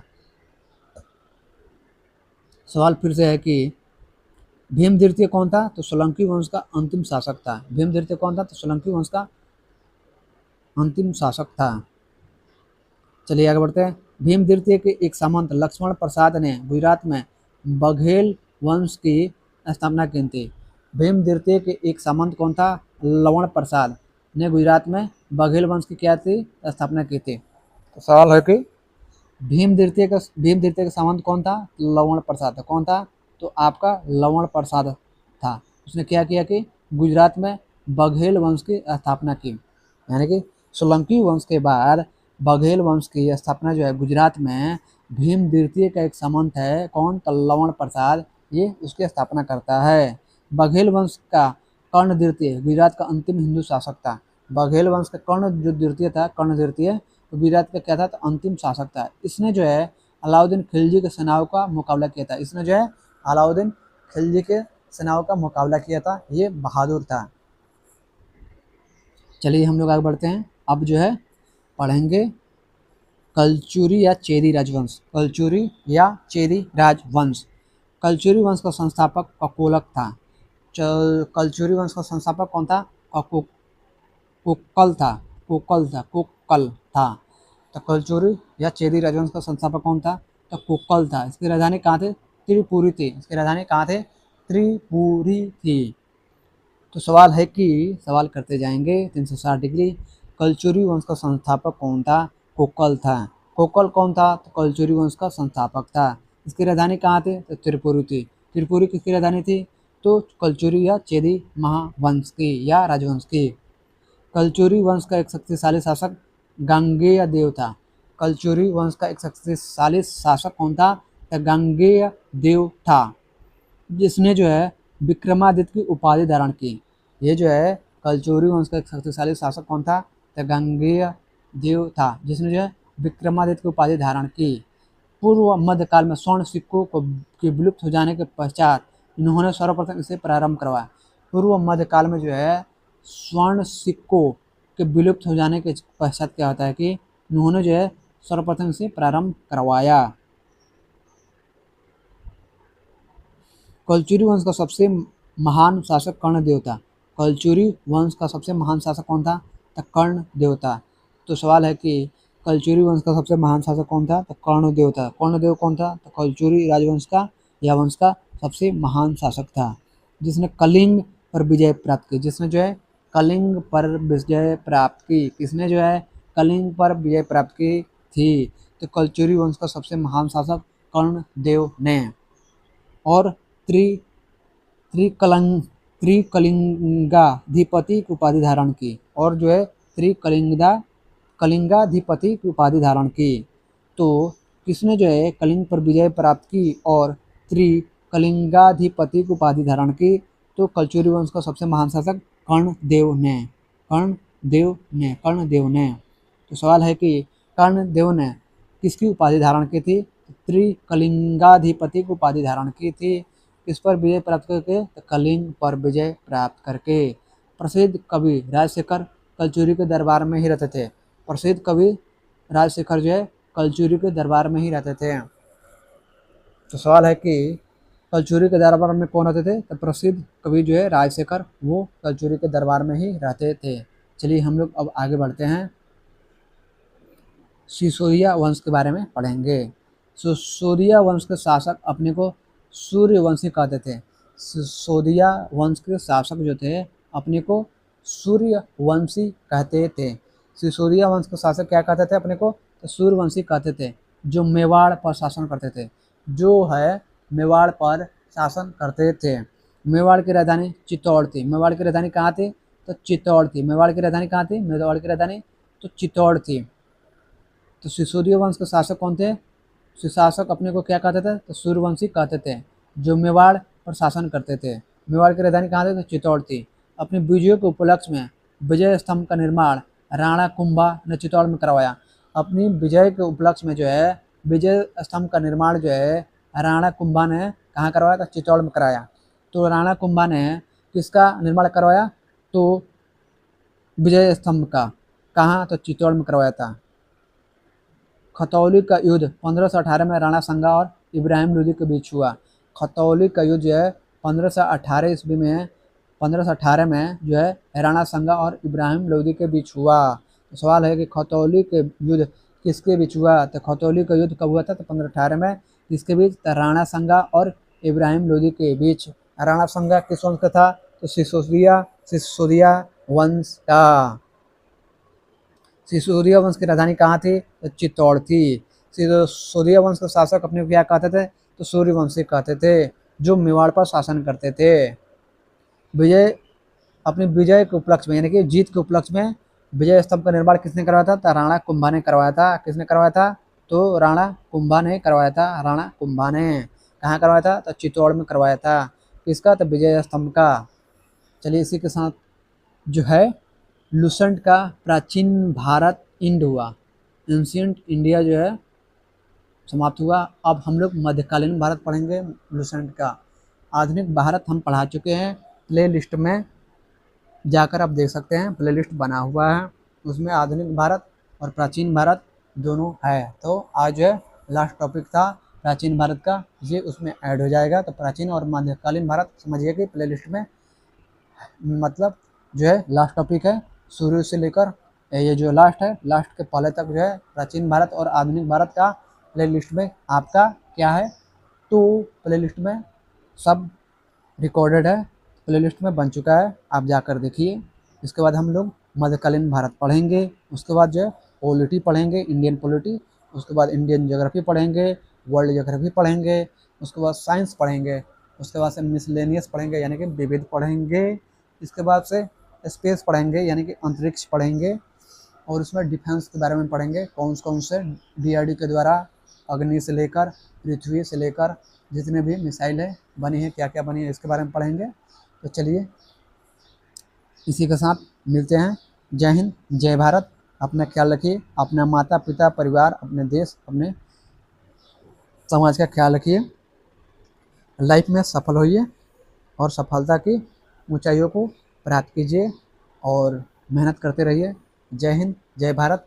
चैनल को लाइक, सब्सक्राइब और कमेंट जरूर कीजिए। अगर आप अपने माता पिता परिवार, अपने समाज, अपने देश से प्यार करते हैं, तो पढ़ाई से प्यार करते हैं, तो आपको आपके माता पिता की कसम। जय हिंद, जय भारत।